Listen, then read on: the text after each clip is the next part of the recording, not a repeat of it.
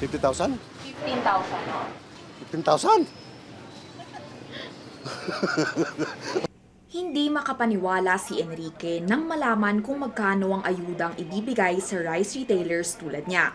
Sa isang araw, 20,000 pesos na raw ang pinakamababang nagagastos niya sa kanyang puhunan.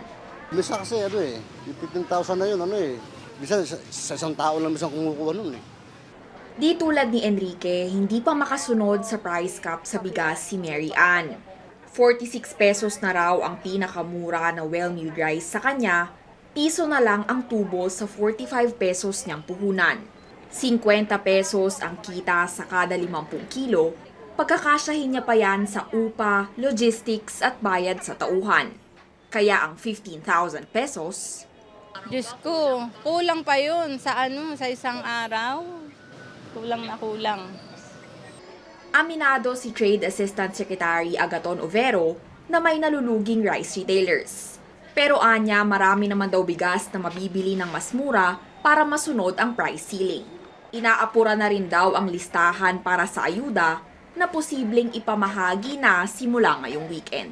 Alam naman natin na affected rin yung mga traders. Although yung pag-aaral kasi natin medyo malaki yung marketing margins ng mga traders. So kaya nga ang conclusion ng mga studies meron talagang profiteering at hoarding dito.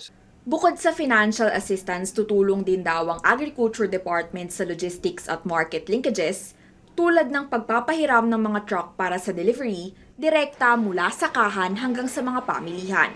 Para sa Federation of Philippine Industries o FPI, hindi na dapat magtagal pa ng 2 o 3 linggo ang itinaktang price cap. Ang kailangan daw kumpiskahin na ang mga nabistong nakaimbak na bigas para maibenta ang mga ito sa kadiwa stores ng DA. Yan ang pinagtataka ko na, bakit ang tagal? Kung ito'y nailabas na, hindi tayo magkakandarapat. Ang kaso, hindi linabas yung volume na yan. Nasa warehouse. Ito pong EO39, yun po yung kina-counter niya para po itong mga middlemen natin, ang ating traders na posible rin pong ating hoarders, talagang ma-counter natin yung kanilang illegal price manipulation. Iginiit din ng DA na pansamantala lang ang ipinatutupad na price ceiling hanggang mag-stabilize raw ang presyo ng bigas at pagdating din ng anihan.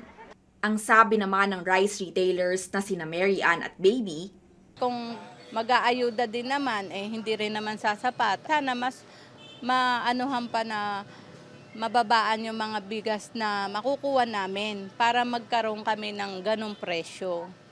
15,000, sandali lang yun, pambayad mo lang sa pwesto, kulang na.